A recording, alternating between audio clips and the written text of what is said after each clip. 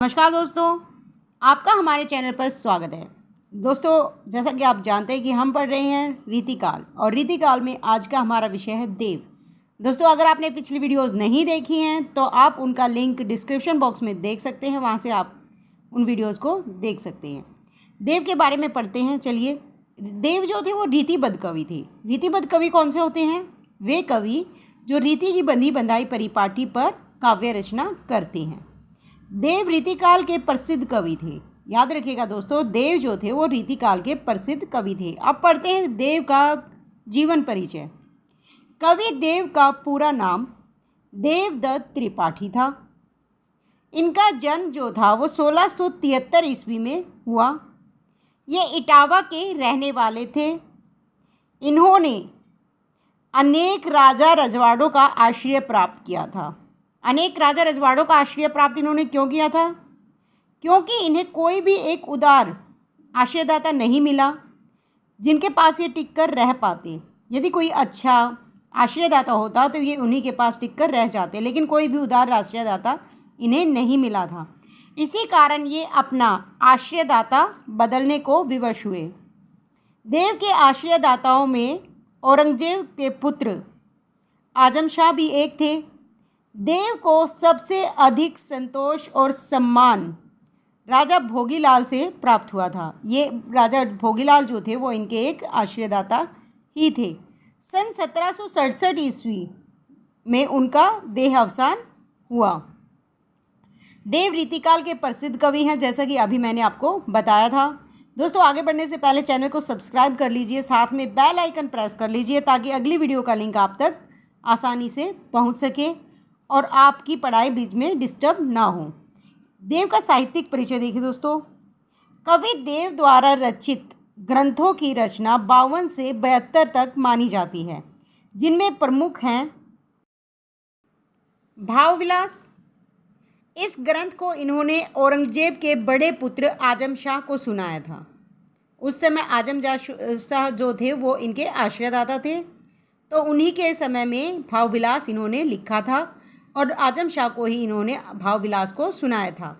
अष्टयाम, यह ग्रंथ भी आजम शाह को ही सुनाया था। भवानी विलास, भवानी विलास जो है वो भवानी दत्त वैश्य के नाम पर लिखा गया था, जो कि इनके एक आश्रयदाता थे। कुशल विलास फफूंद रियासत के राजा कुशल सिंह के लिए लिखा गया था। कुशल विलास किसके लिए लिखा गया था? फफूंद रियासत के राजा कुशल सिंह के लिए लिखा था। प्रेमचंद्रिका राजा उद्धोत सिंह वैस के लिए लिखी। जाति विलास जो इनकी रचना है वो भिन्न भिन्न प्रांतों एवं जातियों की स्त्रियों का वर्णन इन्होंने इसमें किया है, जाति विलास में। याद रखिएगा दोस्तों, किस रचना में किसके बारे में और किसके लिए रचना की गई है ये आपको याद होना चाहिए। अगला है रस विलास। रस विलास जो है वो राजा भोगीलाल के आश्रय में लिखा। याद रखिए, रस विलास जो है वो राजा भोगीलाल के आश्रय में लिखा।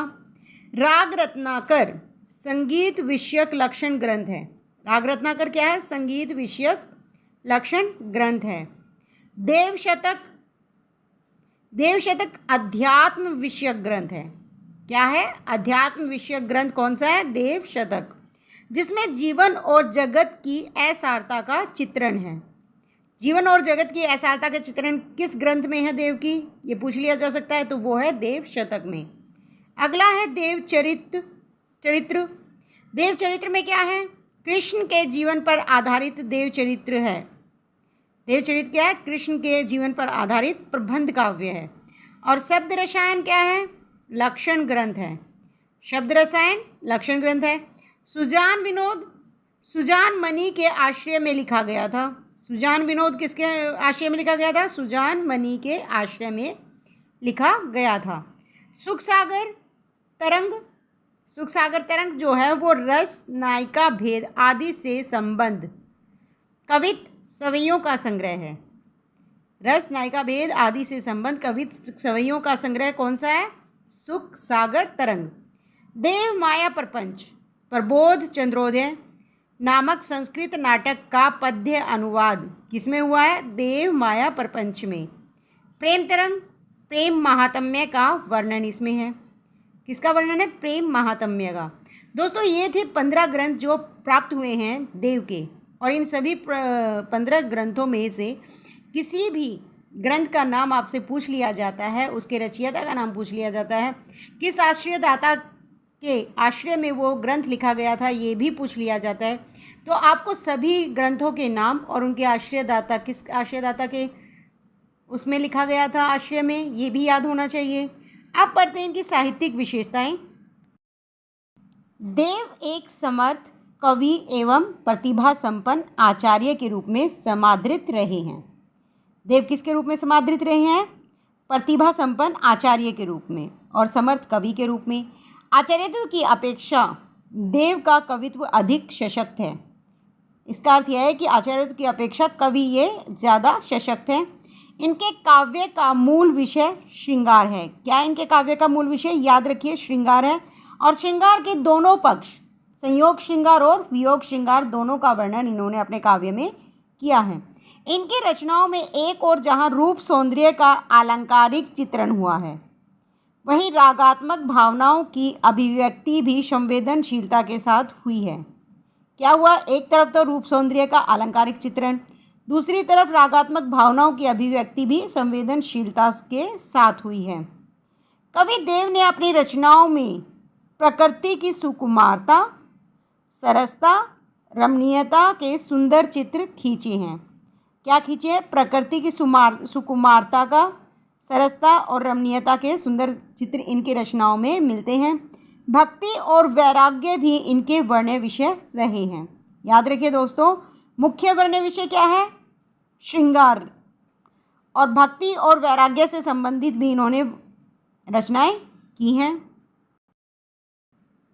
भाषा शैली, इनकी भाषा कौन सी थी, शैली कैसी थी? देखिए दोस्तों, आगे बढ़ने से पहले चैनल को सब्सक्राइब करना ना भूलें ताकि अगली वीडियो का लिंक आप तक पहुंच सके। इसके लिए बेल आइकन भी प्रेस कर लें।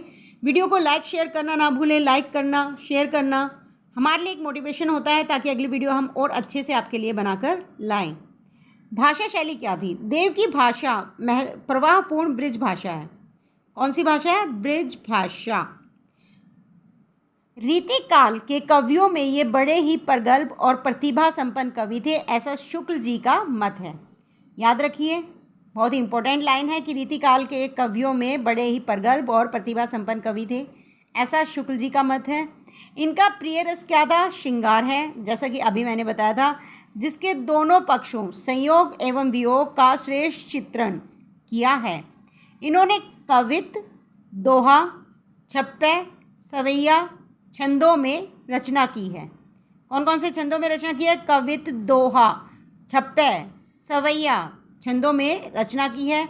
इन्हें मुहावरों का खूब प्रयोग किया। इन्होंने क्या किया? मुहावरों का भी खूब प्रयोग किया है। भाषा में क्या थे? प्रगल्भ और प्रतिभा संपन्न कवि थे। भाषा इनकी ब्रिज भाषा थी। दोहा, कवित्त, छप्पे, सवैया छंदों का इन्होंने प्रयोग किया है। सभी महत्वपूर्ण मुहावरों का प्रयोग इन्होंने खूब किया है। इनका मुख्य रस क्या था? श्रृंगार रस। और इन्हें भक्ति और नीति के काव्य भी लिखे हैं, लेकिन मुख्य विषय इनका श्रृंगार ही रहा है। श्रृंगार के दोनों पक्षों का वर्णन इन्होंने किया है, संयोग और वियोग श्रृंगार। दोस्तों, वीडियो अच्छी लगी है तो लाइक शेयर ज़रूर कीजिएगा, साथ में बेल आइकन प्रेस करना ना भूलें और चैनल को सब्सक्राइब ज़रूर कीजिएगा। धन्यवाद।